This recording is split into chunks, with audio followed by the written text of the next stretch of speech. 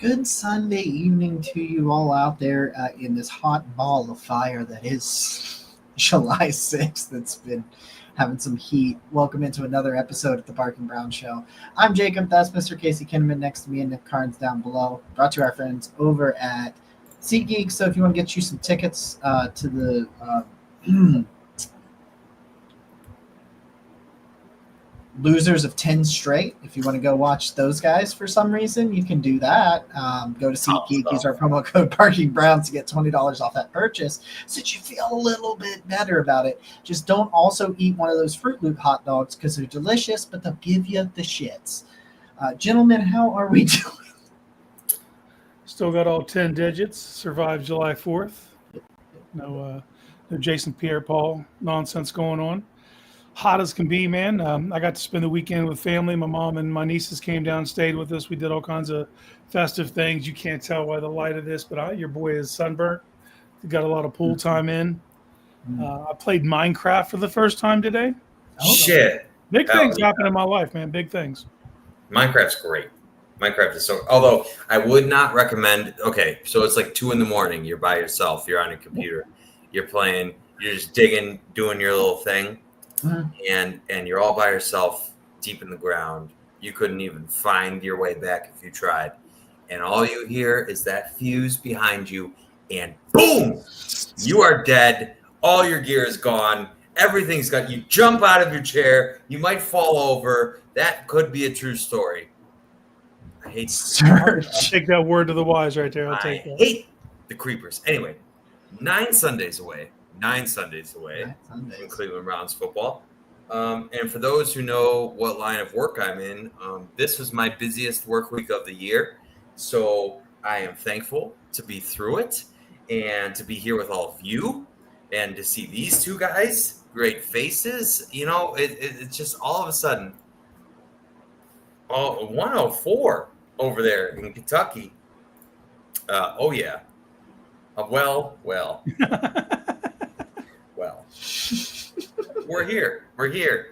That's what it's all about. And I see there's a lot of little suntan action going on here. You're not with me, though, because I avoid the sun like the plague. Who could blame you? I'm like that. I hate the extreme cold. I hate the extreme summer. There's only 2 months a year where I'm happy. That's weather-wise. And I think those seem to shrink by the minute. I was telling Casey, I've been playing Fortnite, and I got the Hank Hill skin. So I'm running around just slaying people as Hank Hill, and I'm just going, woo! I'm not great at it, but did I kill Deadpool last night? Yeah, I did. Woo. Flex. What up? Shotgun to the face. Yeah. Serge is right. Hold on, let's talk about this. Serge is right. Yeah. For whatever reason, and it's not you can't say it's because helmet scouting. You know what I mean? But the Browns, and this isn't this regime. This is since '99. Any year there's been expectations placed upon us, we don't stick the landing. We nosedive. Mm-hmm. But when we are written off and when no one's looking at us, it's so weird because you think about it. You think about 2019 because you get Odell. Baker had lit that fire under your ass that you hadn't seen, and we thought it was Freddie Kitchens. It was actually Ken Sembisi, which is funny because I always thought he was a shitty coordinator, and he might have actually been the reason that Baker felt comfortable and got on that role that he did as a rookie. So you get that, and it just is just a even by Browns started it, bro. What? Pittsburgh started it. Remember when? Oh God! When Freddie had someone try to say? Somebody tried to pretend that he was wearing a Pittsburgh farted shirt, or I don't know. It was just it was hilarious. Fred, that was just. And then 2020 comes around, and you're like, well, we don't know what to think. It's COVID. I know that together when they were hired, I think this was hilarious. They were 69 years old total. Nice. Between Kevin Stefanski and Andrew Berry, because they were both fairly young GM and head coach when they took the job.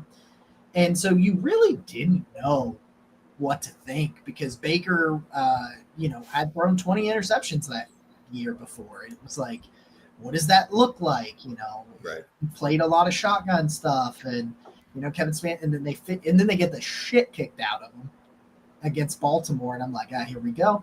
Then they win, and then it's like, Baker breaks his shoulder, and they do like a little bit of winning, and then there's like a little bit of winning, and then 2023, you're like, yeah, these guys are garbage, nothing. We don't know. All of a sudden, Deshaun plays well, and then PJ Walker keeps you afloat, and DTR does some things, and then you go on this Flacco run. And then it's like, yeah, they're going to build off of it now because Watson's healthy, and you can't forget how to play football. You can't. Man, Dorian Thompson-Robinson led a game-sealing field goal drive. I was with you, Jacob, for that game. Against the Pittsburgh Steelers of all teams, and thinking about the difference between that Dorian and what we saw last year, that 2023, I still am so upset that playoff run ended like it did because that 2023 just felt like such magic with Joe. It just felt like such. I still watch some of those games, the highlights. I still watch some of those 23 highlights. But, you're right, because they win 3 games, and I see so many people, and Brad talked about this, Brad and Pete over the OBR on the React, they talked about, like, the off-season, like, PFF put out, like, off-season grades or something of that nature, and the Browns were, like, third to last or something like that, and I'm like, I get it wasn't like this big, sexy, glamorous, but like I feel like they're in a lot better spot this year, like for a bunch of different reasons. And so, it's although the 33rd team loved their offseason. What's their name, Casey? It's Sam and Sam Monson, Sam and Steve. Check the mic pod. Yes. Those guys were actually pretty big fans of it. They said that I think they did have a productive offseason. So, but for the most part, it's like, I also saw that Serge, that Madden thing. I also heard that was a typo. So I'm not 100% sure that is true. Because I've seen people go back and forth about that aspect of it. Although they do have several players with a 90, I'm just saying it's very much so like, they're just going to win 3 games and be a complete dumpster fire. They didn't get any better, and I want to ask you both about this real quick because I have a significant amount of money. I have $300 on this. They set Quinshon Judkins' initial rushing line on Fanatics at 625.5 yards. I saw it when it was 635. So I've seen it in that range. Yeah. And Connie's here. Connie is here, who won our Coach of the Year bet, and I believe our Comeback Player of the Year, Joe Flacco bet, if I'm not mistaken. He wins. Listen, this is not gambling advice, but I'm just saying to you that I do not see a world in which Quinshon Judkins does not rush for over 625.5 yards. What do you guys think? Okay, Casey.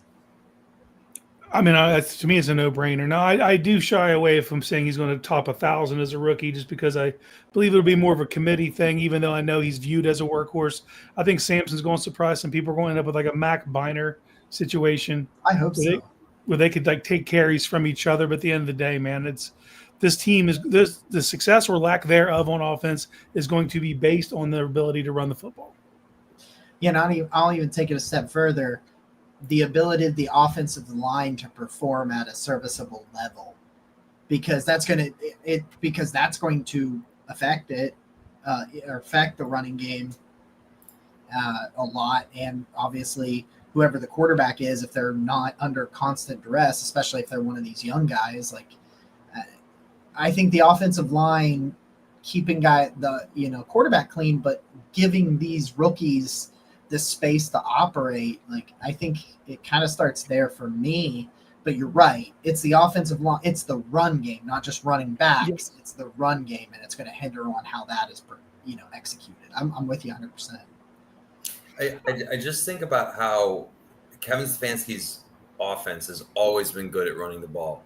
So I don't know if that's Jerome Ford. I don't know if that's Dylan Sampson or Quinshon. I assume it's going to be Quinshon. But I just can't imagine a world where they're not successful on the ground. And to me, that is the biggest foundation piece of why I think the Browns are going to be better than people give them credit for. Because they have always been a winning team when they can run the ball. Mm-hmm. Yeah, it's the reverting to the scheme of wide zone that kind of gives me hope that that'll be the case, because he knows how to dial that style of offense. But it's like Jacob pointed out, man, I am nervous about the offensive line, just because it's father time, you know, and like I would have lost everyone who listens to me would have known I'd have lost money on last year. The fact that Jack Conklin returned to the level of play that he did, I didn't think that was in the cards. I didn't know if he's going to be able to get back on the field after. Man's had a Mick Foley list of injuries, and for him to get back and play at the level he did, you know, and if now he gets a whole offseason to be healthy, but it's, can you stay healthy? You know, can DeJuan Jones stay healthy? Can Joel? Can you just? I mean, we're loading year, like, what are we in the year 11? 12, dude, my man. And for the record, like, that's a guy who could have retired last year, and he would be getting in the Ring of Honor this year. Yeah. You know what I mean? So I just, can he hold up? Pochich definitely had some regression. Will the reverting back to the wide zone enable him to get back to the level that he was at? You know, and when they're kind of more bolstered in the interior with Zenter, with Javian Cohen. You know, you go sign a Tevin Jenkins. Like, there are people here that you could see play in that position, but a lot of it still feels really thin at tackle. I know Jenkins can kick out there in a pinch, and you have things you can do, but it kind of revolves around that, man. And if this offensive line can get and the addition of Bloomgren, kind of more of an authoritarian, can he drive the bus? Can he keep these guys striving? And, you know, and there's a lot of moving parts there, because on paper this is a good offensive line, but we know what that means. It's on paper. They got to show they can stay healthy. Yeah, my thing is, I think you touched on it too. With the interior, I feel really good. I'm a little bit center. I feel weird about center, but they've been getting more people out there to snap, so I'm not. We don't have to talk ourselves into jet. That's great. Yeah, he's apparently taking the year. We'll be there Saturday, the 26th. Good. Yes. Nick and I will be there. Yes, Saturday the 26th. And I just want to say I dropped the ball because, like I said, it was my biggest work week of the year. But I checked about half an hour late after tickets became available at 10 a.m. All gone, 100% gone. Which at least this year they told you officially that they sold out. In previous years they didn't tell you. You just had to go look at each specific day, but they were gone immediately. Our dude Brad Ward was on there at 10, and he said they were gone. Yep. He had everything booted up, ready. He was ready to go, and he just. That was me last year, man. You got to be a season ticket holder, or you got to know somebody these days. We know a season ticket holder. That's the only reason that's the only reason we're going. Now, Jacob so kindly pointed out that in 2027, the Browns are expected to open their new, updated training facility in Berea. So hopefully there's going to be more seats. I believe there's going to be more seats because clearly there's demand. Yeah. They haven't done this in years, but I honestly, I loved when they would go down to the Horseshoe for a spring practice or a training camp practice. Oh yeah. Okay. Cool. Yeah. I mean, because obviously there's plentiful tickets when you're playing in 110,000.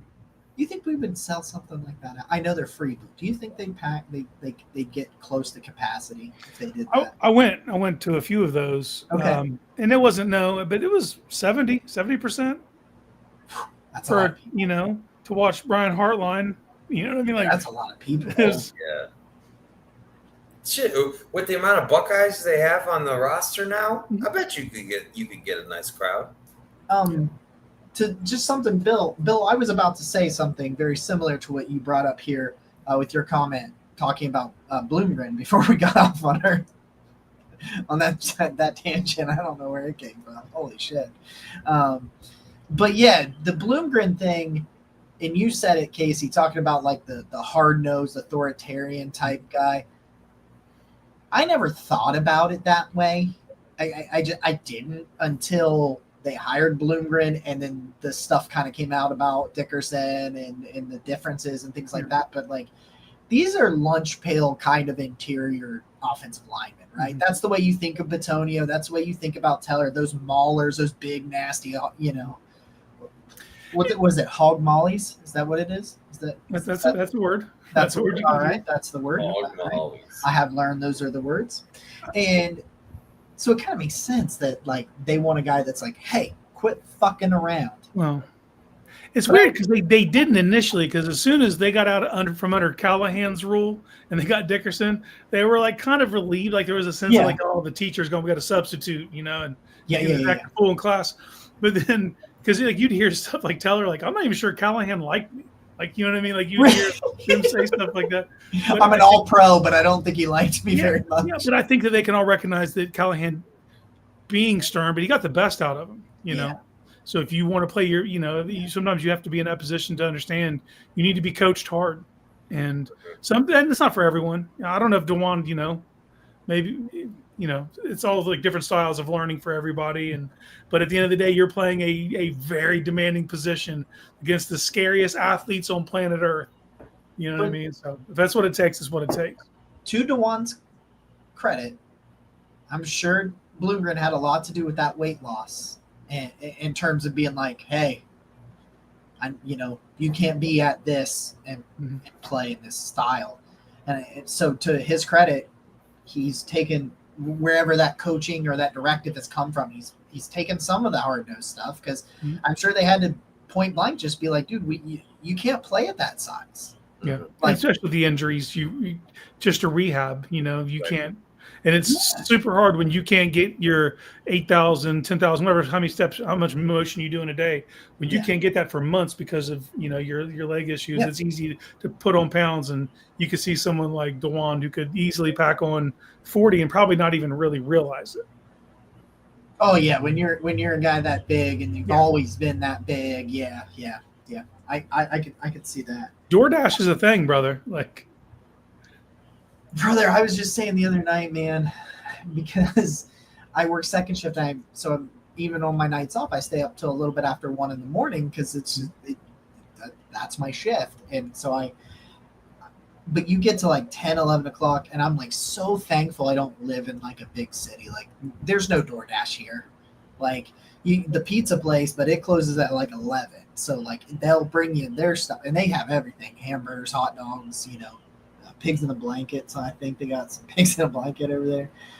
They got biscuits and gravy in the morning, and it's a drive-through. So dog food in there, and wine and liquor. But it's. But other than that, I commend you because I know you could get DP dough on your way home. I know you could. I'll tell you what. Well, It's be hazardous for me. I live next to a Wendy's and across the street from McDonald's and Taco Bell. I was gonna say there's a Taco Bell there too, isn't there? Oh yeah. Then they are open late. So that's my thing. Like I get into the munchy hours where everyone else is asleep, so you don't really have anybody to talk to, and you're just like scrolling on your phone, or you're just like watching more Criminal Minds at 1 a.m. for whatever demented, fucked up reason. Dude, I would just be hammering that DoorDash if I was. I haven't had a carb or a processed sugar since May. Hey, oh yeah. But one of my go-tos is a Wendy's Baconator with no bun. Ooh. Just give me the Baconator, no bun. Give me the fork, give me the thing. I just want to ask both of you this because I believe. Oh fuck! I was gonna wear the Spam shirt. I believe you're wrestling fans. Do either of you watch AEW? No, but No. I am aware of its existence. Okay, I've got Max now, and so my late night now is AEW and Chow, and I know it's a vicious bad cycle. but it's dangerous. It's a dangerous. You know what I'm saying? You watch people throw themselves at each other with reckless abandon, and I don't know. There's something about it that just you got a bag of pizza rolls and voila. Yeah, for sure, man. Let's talk about sometimes I do that, but then you can't understand my notes. I wrote some notes about Connor Liu, the Auburn center, who, by the way, I like that dude a lot. I'd take that in the second round probably. If I'm Cleveland and want to replace the center, I think Connor Liu. Second round center, you say? Second round center. I think he's a day 2 center, right there with that my number 1 center right now, Jake Slaughter from University of Florida. But I wrote some notes the other day. I'm like, what the hell does that say? It's a danger. What does that say? So we're going to talk about the edge room or something. We're just guys being dudes, right? Yeah. I'm just happy to see you guys. Right. I missed you guys. I wrote an article today. Can I vent to everybody about this? So I wrote this article today that I know people are going to hate, because people don't particularly like pro Andrew Berry articles. Yeah, I know. 20 years in August, he'll play his entire rookie season as a 21-year-old center. If you have student discount. I got a couple degrees sitting over there. I'm I'm really taking doing anything classes. with them, but I wouldn't mind a student discount. You can use mine. So I wrote this article where recently with the OBR, we'll talk about edge here in a second. Do you want me not to talk about this article? Or do we I would care? love you to talk Okay. about something. So at the OBR over the last couple of months since the draft, I've been reanalyzing Andrew Berry's draft history and regrading it, and I categorized everything. I give it a letter grade, but I think more importantly, I categorized everything as a hit or a miss, or an incomplete. I had 3 incompletes, just so we're clear: Cedric Tillman, DeJuan Jones, and Luke Whippler. Just don't think we've seen enough of them because of injuries and things to really, and because they've had not Whippler because he hasn't played, but the other 2 have had some highs and lows over their first couple of years. So it's trying to find that baseline, that average of where they actually are is a little difficult. So I left them out of that. But what I learned while looking at that, I only wanted to review the ones that had at least 2 seasons. I prefer them to have 3 seasons before I regrade it, but I wanted to do 4 drafts and not 3 because I'm an even-minded person a lot of times. So I think Tillman's a hit, but I just need. He needs to prove that, but no, he's shown high water marks, Yes. the same as DeJuan, where if they play at that level consistent, that's a no-brainer hit. But to Jacob's point, And if you read the 2023 draft review where I specifically talked about each of those guys, I wrote him down as leaning towards a hit. Mm-hmm. Like I put that in the article. I'm going to give it an incomplete, but I'm going to say that it was that in my opinion, I think it'll become a hit. But anyway, I was looking at that. There's some rough stuff in there, right? Early, there was some rough. You had 4 top 100 picks in your first year as GM, and you got 1 hit. Just trade third round picks away. Trade them away. No more third round picks. That's it. Goodbye. No I have more. 2. Wait, I have 2 hits on third round picks. Thank you very much. Okay, 2. All right. Well, You think yeah. that guy doesn't exist anymore over there? I know. Doesn't exist There's a little anymore? proven. There's a little proven ground. A little proven time. Anyway, that was my blowfish face. Did I intimidate you? I like it. Anyway, and so anyway, it was rough to begin with, although I think he's always been kind of not half bad on day 3 of the draft. I think he's gotten multiple contributors on day 3 of the draft. In fact, I think there were 8 hits on day 3 of the draft and three UDFAs. So on day 3 in UDFA, he found 11 quality players. That's without DeJuan. That's without counting DeJuan Jones. That's that could be even higher, and it could be a left tackle and an edge. You're looking at your starting left tackle and edge 2 are 4th round picks, the back-to-back picks for them. Yeah. And so what I came away with is I think Andrew Berry has gotten better. I think if I look at this and I look how the 2023 class is potentially shaping up, if I consider what I think Mike Hall is going to be and what Zach Zinner is going to be, and then if I look at the 2025 draft on paper, I think it's going to be a home run. A lot of that's going to will get swayed probably some by the quarterbacks, but all the other picks, I love them. And when I look at that, I'm like, is he a top 10 GM? I don't have him there. But like, I don't think he's one of the worst drafting GMs. I don't think that's fair anymore. I think he has gotten better, and we'll find out a little bit more this year and see where some of these things trend. But like Howie Roseman took 7 years for a winning record for Howie Roseman over at the Eagles, and now he's considered the best GM in football. It was 5 or 7. It was somewhere in there. But like that's also a guy that if you rewind the tape and you go back and he's taking Jalen Reagor. Yeah. You know what I mean? And the players that are on the board would piss a lot of Eagles fans off right now if I were to say their name, or to take J.J. Arcega-Whiteside over like DK Metcalf. You know what I mean? Like he's made some mistakes early in his career, but he's rebounded to point. If you were to poll the rest of the league, they're going to point to that guy as having his finger on the pulse of it. And I'm not saying speaking over Justin Jefferson, right? Yeah. Yes, he was. That is a thing that happened. Our friend Corey Kennan over on Daft on Draft. I do very distinctly. I think remember him having a very hard time with that pick. He's like, "Oh, that's what you do." I have a question that I think segues pretty well, and I just wanna know your guys' opinion. Who is the more impactful defensive end in 2025? Alex Wright or Isaiah McGuire? Well, let me just. I'm not saying Andrew Berry is about to be on Howie Roseman's level, but I think I'm seeing a similar career where there's a lot of rough stuff in the beginning. I still gave him almost a 40% hit rate in his first 4 drafts, and to me, that's not bad. I think that's kind of average. I saw somewhere some study said 32% of draft picks turn into contributors on average, and they're at 39%. So I just wanted to put that out there, and I'll let Casey answer that question first. But if you look at he's only had 4 picks in the first 2 rounds, and he's hit on 3 of them, not counting Mike Hall, Mason Graham, Quinshon Judkins.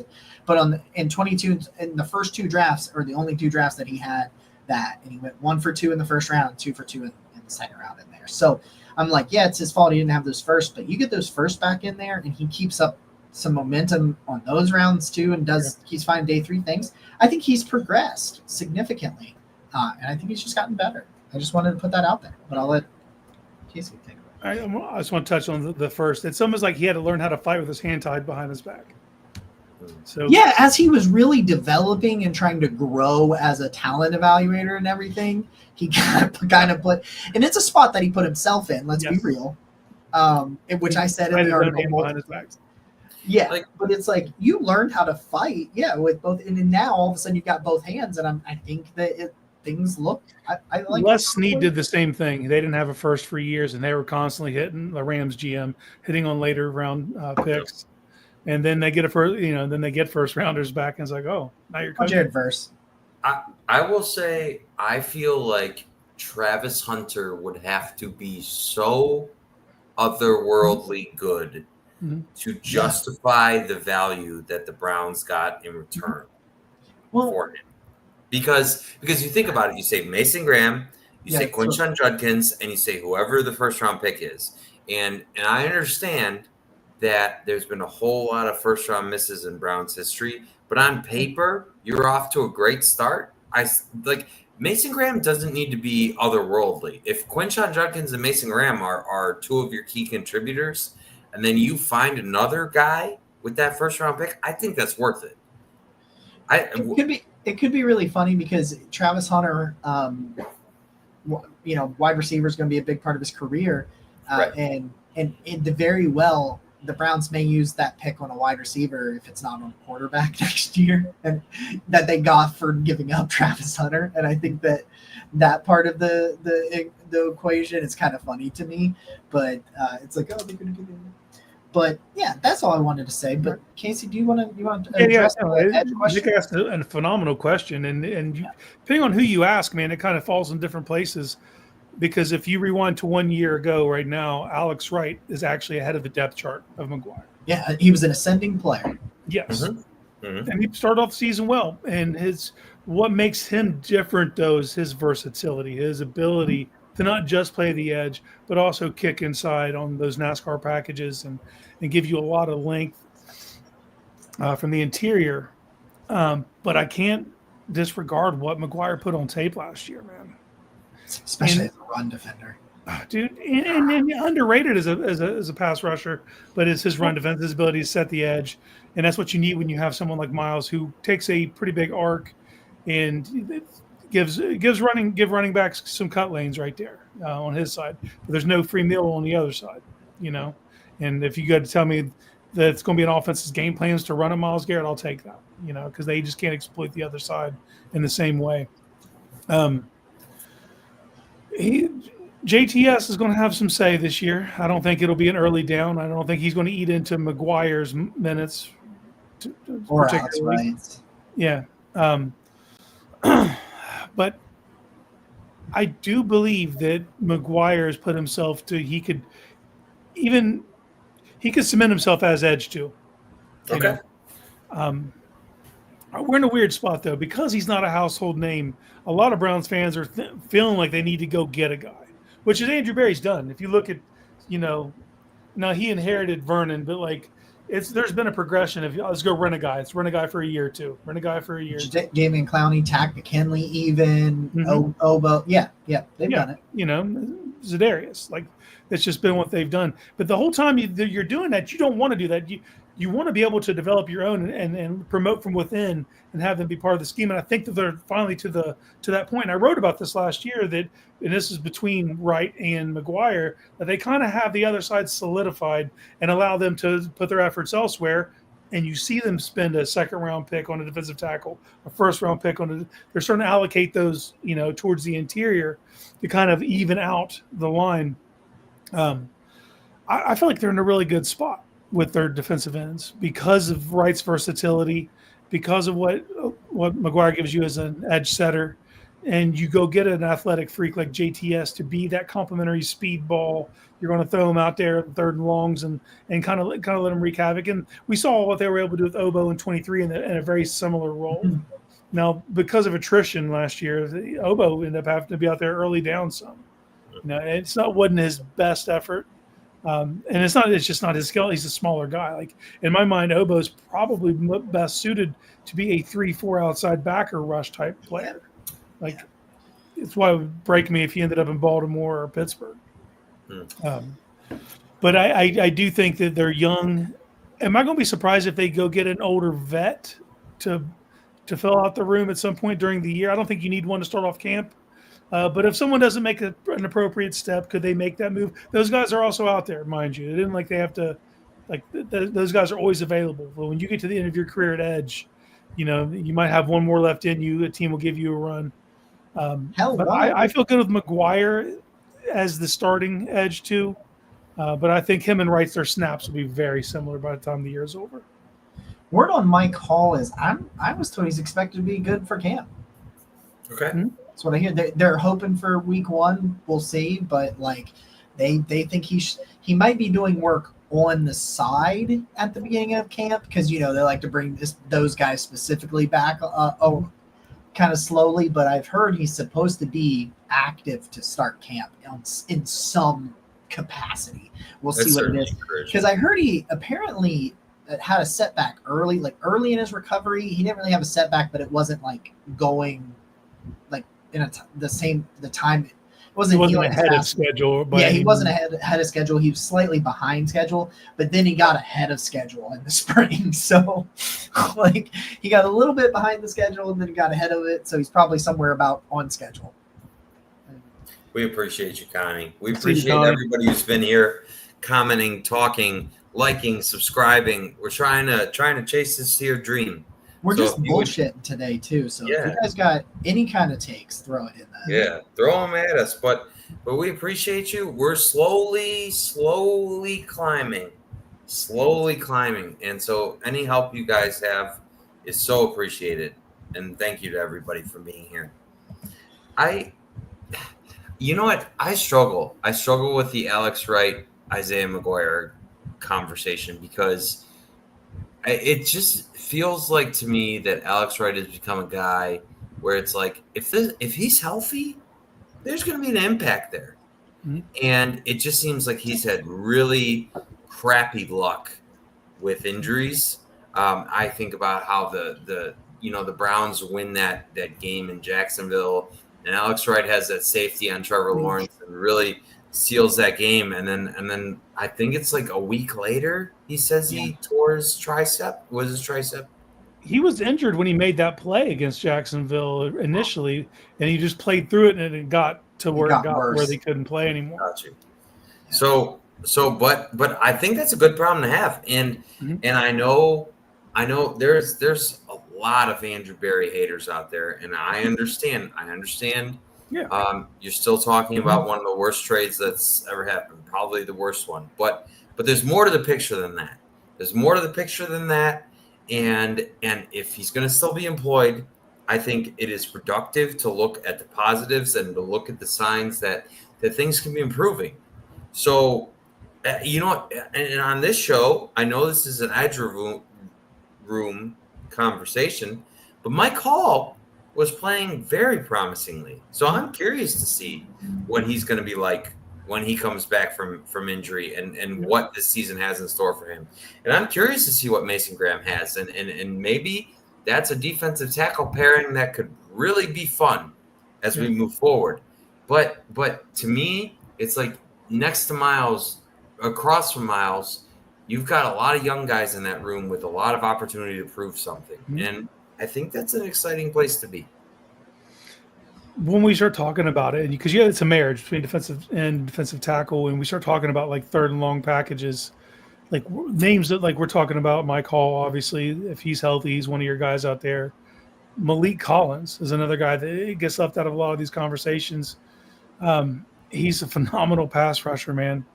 And then you got Alex Wright who can kick inside. You got JTS that can play on the outside, opposite of Myles Garrett, the guy we don't even really talk about much because we're so used to him being that constant, that North Star that you just kind of build around. But like he's a problem for 31 other teams, and then you have all this speed, and there's going to be an emphasis if you can get teams into predicting passing downs, be it second and long, third and long.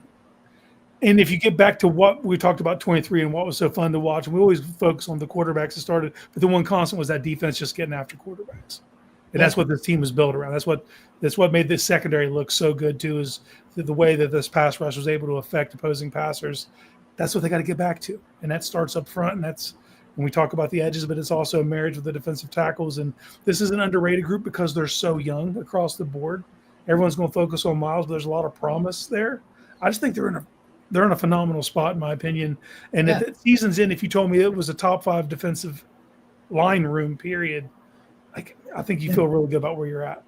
Yeah, if those guys take the steps that I think they can and I feel like they're going to, man, like it's Mason Graham to me, I continue to say I think and I know this is a lame the way I put this, I think it sounds like a put down, but it's not. He was the safest pick in the draft to me. Because at minimum, he's going to be a really good run defender.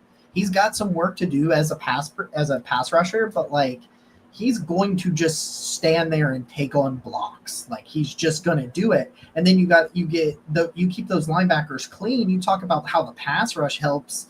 The defensive backs. Well, the defensive tackles eating up blocks will help the linebackers be more impactful in the run game. And then you pair that with the pass rushers and and all that. And you're like, man,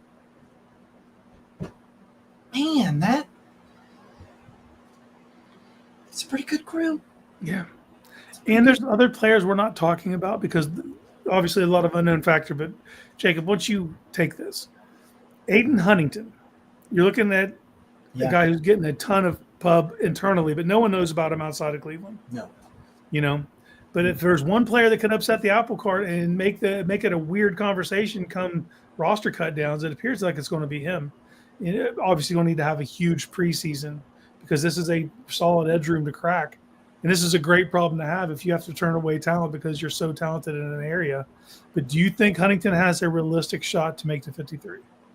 Yeah, because I think he can do both, right? Like, Like I think he can play some inside, and they love those guys that can do that sort of thing. Because for me, I feel pretty confident. Especially, here's the thing: before I said before about moving on from Okoronkwo, I said he was a guy I would have liked to have around because like I have a baseline with it. I have a baseline with him, and feel confident that like that's a quality depth piece to have, and so a little bit of but now that he's not there, I think that fifth, if they keep 5 edge, is wide open to me, and so I absolutely think Aiden Huntington can do that because if they go, I just always assume they're going to go 5-5, like and keep 5, and even it may be 4-2 where they keep, or 4-6 where they keep 6 defensive tackles. Like it could be something crazy like that, and him miss out. But like, if he can do the things he's been doing in OTAs once they put pads on, I am very intrigued by that skill set. Like, and with Obo gone, I feel like there's four edges that I'm very confident make the roster, and I always feel like they're going to have 5. And if that's the case, Aiden Huntington is probably the guy in my mind. Okay, well, let's play the numbers game. Okay. Because I'm with you. I think it's 10. I think the number's 10 defensive linemen. Yes. Is that 6-4 or is that 5-5? So we've talked edge. So defensive tackle wise, let me bring these guys up. Yeah. Before. And then obviously this is a way the hell too early conversation to have because so many things are going to play out with practices, joint practices, preseason. Somebody will get hurt. Yeah, obviously. But what you're looking at right now here today, okay, you got Shelby Harris. Yes. Got Mike Hall. Uh-huh. Got Mason Graham. Uh-huh. Got Malik Collins. Yes, sir. You got Jawan Briggs making an interesting conversation for 5. Oh, shit. Yeah. Yep. Mm-hmm. Jawan? Okay. Dude, I forgot about it. Dude, this is how many people, like, I know there a lot of it is unproven in the defensive line, but this is how many people have juice. I keep forgetting about Malik Collins, and this time I remember Malik Collins, but I forgot Jawan Briggs. All right, go on, because you're not even done yet. No, who else you got? Who else you got making a push for the room? Sam Kamara has 12 lives in Cleveland, and he's still on the roster. So's Cam Thomas. I know. I was hoping you weren't going to make me talk about it. Man, and then yeah, these are great problems to have. Aiden Huntington, Julian Okora is out there. That's another one I keep hearing. Keep hearing his name. Keep coming up. Damn. All right, let's go around the horn. Everybody give your 10. If you had to pick 10 the defensive linemen that are on the 53, who you got? Okay, so I think the first 8 for me are easy. Okay, Mason Graham, Malik Collins, Mike Hall, Shelby Harris, and then Myles Garrett, McGuire, Alex Wright. Why his name's on right behind me? Why I couldn't remember Alex Wright's name? Okay. Joe. Yeah, JTS. Yeah. So those 8 are easy for me. I think those 8 are easy. I think we as a show can agree on those 8. Yes. Okay. Jawan Briggs. Okay. I think Jawan Briggs still fills a role that few guys do on the roster. He's just strong and movable and like that type of guy that plugs some gaps. He had some juice last year too, man. Like he had some juice. Right. So I liked Jawan Briggs last year. I almost made a bold take that he would make the roster. I think I have to include him. I think I have to. All right. Who's your 10th? Are you with us on Jawan Briggs? I don't think so. No. Okay. And I like Jawan Briggs. I just think it's the numbers game. And you have some versatility of guys who can kick inside. Look, I would say this. I see a world where Jawan does make it and Shelby does not. Wow. Okay. Sure. I actually kind of I just, kind of agree with that. Right. The problem is, see, and this is the way it would happen. They got to get in because they've done this before. They got to get into camp, and if it looks like all those other defensive tackles can do it without Shelby, they may have a conversation and consider doing that. So if they all show up, right now I don't know if they'll all show up and take steps forward. Mike Hall's health and things like that. But yeah, is there a 0% chance that happens? No. It's a non-0% chance. I like that. I like Right. that. and I'm I know not better taking than to discount these injuries, right? So if like Mike Hall is not 100%, that's going to open the door there in the defensive tackle room. Although I understand Jawan Briggs does not fill the same role that Mike Hall does. So I guess the question is, if Mike Hall isn't ready, who does fill that role? Alex Wright. Yeah, probably. I think that makes sense. So, Because but I don't think right now you expect Mike Hall to be a starter, at least at the beginning of the year. I do like Kamara. I could see him being 10th. He feels, for me, Kamara feels like the perfect practice squad guy. Okay. That's what he's been. You know, you can call him up. You know he's ready. You can dust him off, and he's good to go. He works in the system. So then, who's your 10th guy? Cam Thomas. I'm gonna say Aiden Huntington. I just wanted to be different. Who'd you say? Cam Thomas. Dude, I mean, there's no wrong answers here. There's buzz. There's buzz there. Mm-hmm. Lean Or Huntington. is the 10th guy not on the roster right now? Could be. Zadarius Right. Smith. Woo! Is he willing to take a reduced role, though? He's Also, gonna very Alex Wright can kick inside. It does really well at four tech, forehead. You know, he's going to be really smart. He's not signing until like August. last year he signed so early that it freaked me out because I was saying that the whole time. It was the Jadeveon thing. It's like he's not going. Why is he going to be there at OTAs? Like we don't need to. He was there. And then he was there too. He was there, He didn't dude. just He's in sign. charge. He was there. Like he Right. signed and showed up. It was like, oh, sure, yeah, that's fine. I don't. Yeah. All right. This is a good problem to have, man. Great And problem. I feel like I do want to say this because the narrative around the Browns after a 3-win season is that the roster is trash. And, like, I understand Parts of it. that. But I think that a lot of position groups with depth, especially on defense, because the offense did nothing. Like, I don't care how good your defense is. If your offense is bad in the modern NFL, eventually the defense is going to break. When it's that bad. Whether it's frustration, whether it's exhaustion, whether it's a combination of both, the defense is going to break. Okay? So, in my opinion,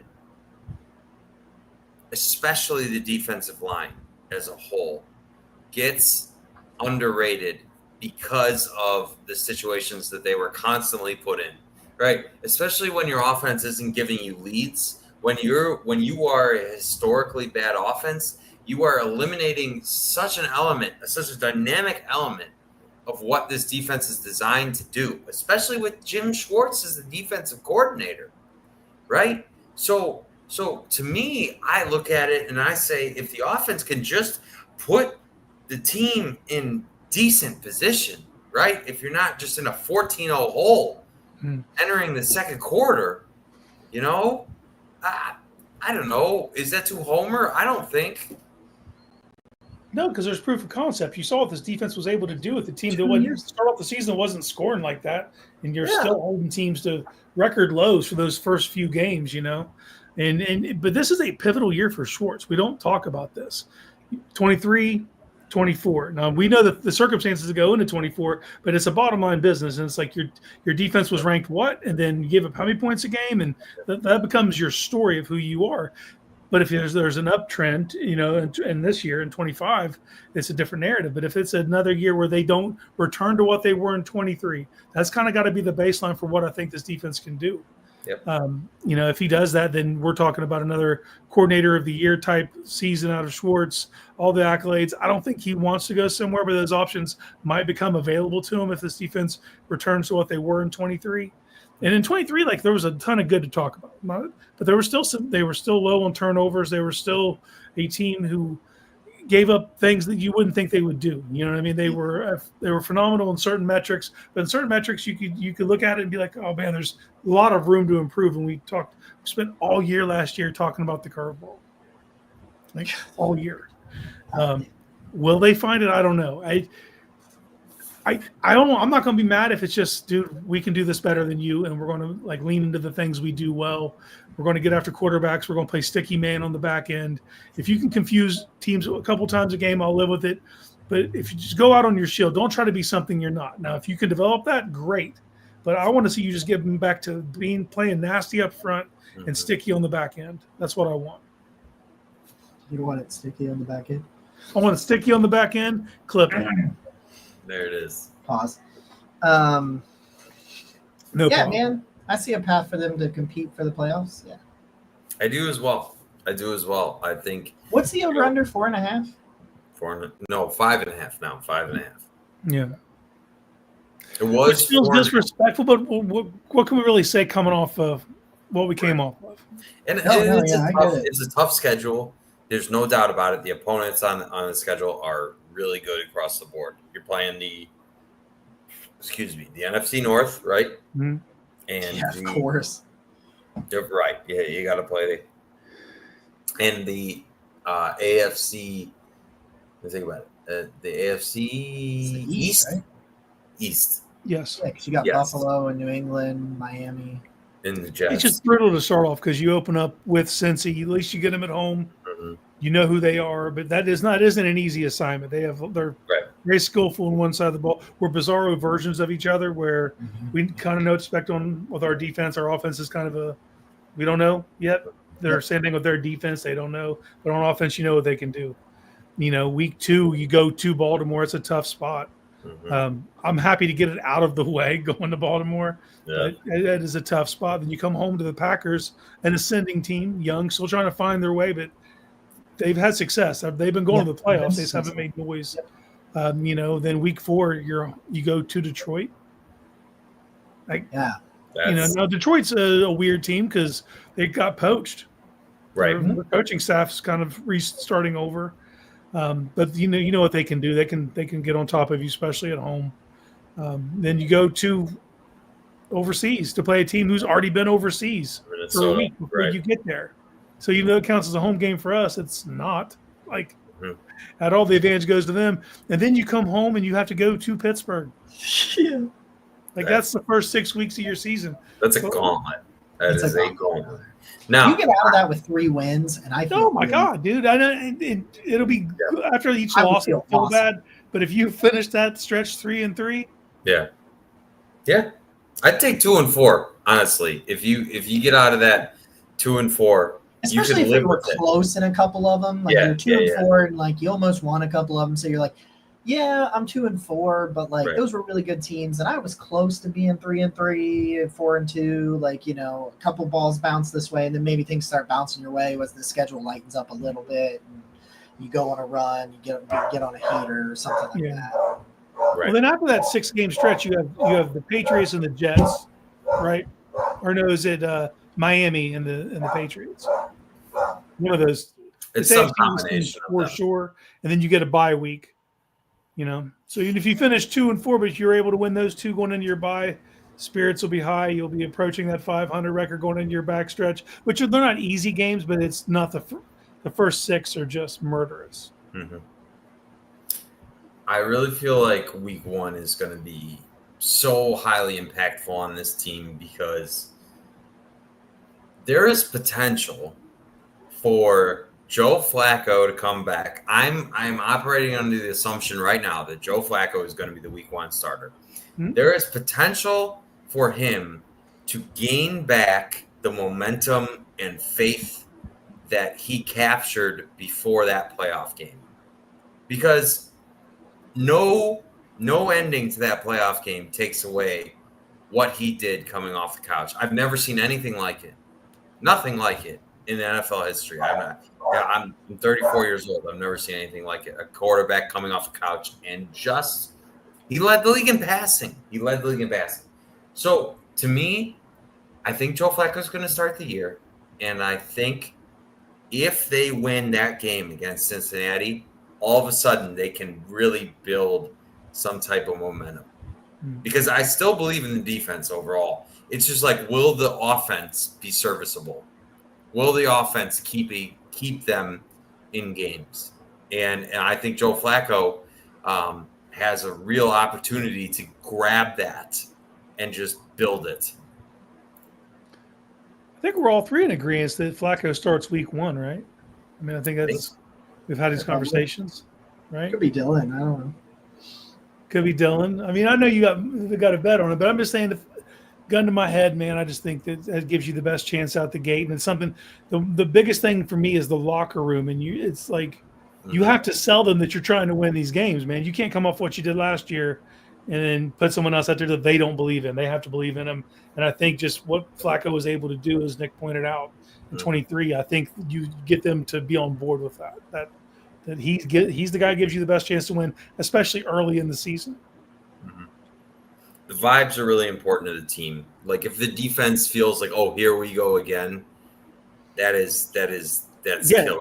You'll lose the locker room, and then you'll lose your job before losing the locker room. I think Yes, you will.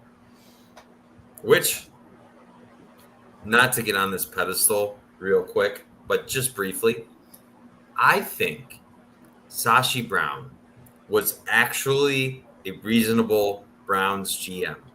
However, the instant success Carson Wentz and Deshaun Watson had cost him his job because he was able to draft talent and he was able to acquire a whole bunch of value. But for a team that wasn't winning, seeing quarterbacks you passed on have instant success, even though Carson Wentz and Deshaun Watson, now, what are they in the NFL? Or either one of them in the NFL. But I still maintain that their instant success cost Sashi his job and that he was actually a good GM. That's a hill I'll die on. It is. It's another thing too, because like that's the Jimmy equation, right? Like you're good. Jimmy was informed of the plan. He knew what the plan was. The plan was we're going to tank. We're going to accumulate as many assets as we can. We're going to stock this war chest, and then and we're going to go forward and unload and have a good 4-year draft cycle where you can all of a sudden compete. Similar to what Dallas did with the Herschel Walker trade to load themselves up with assets, except you were going to do it strategically through losing in effect. And Jimmy was cool with that plan until he was a laughingstock, and then he felt embarrassed by the 1-31, and then he makes the moves that he makes. Right. The rest is history. So all I know is that when we see you guys next week, there's going to be 8 Sundays between now and Cleveland Browns football, which is kind of crazy to think about because that's 2 months. We hit the 2-month mark next Sunday. And I don't know where the time went, but the fact that all of you have been here with us means the world. And we love you. And I think it's fair to say the defensive end room is probably one of the deepest on the Browns team. I expect a lot out of them. And I think this was a lot of fun to talk about, man. It kind of builds that hype. You start talking about deep position group and you're like, okay. And next Sunday is our last Sunday until these guys are actually back on the practice field. They're going to be locked in from there until February, baby, from right there. Love you, Connie. So, hey, let's hit some more bets this year. Let's hit some more of those. But most importantly, thank you for joining us. This has been a defensive end position review of the Barking Browns Show. We're happy to be back. Nick, he's Casey. That's Jacob. Go Browns!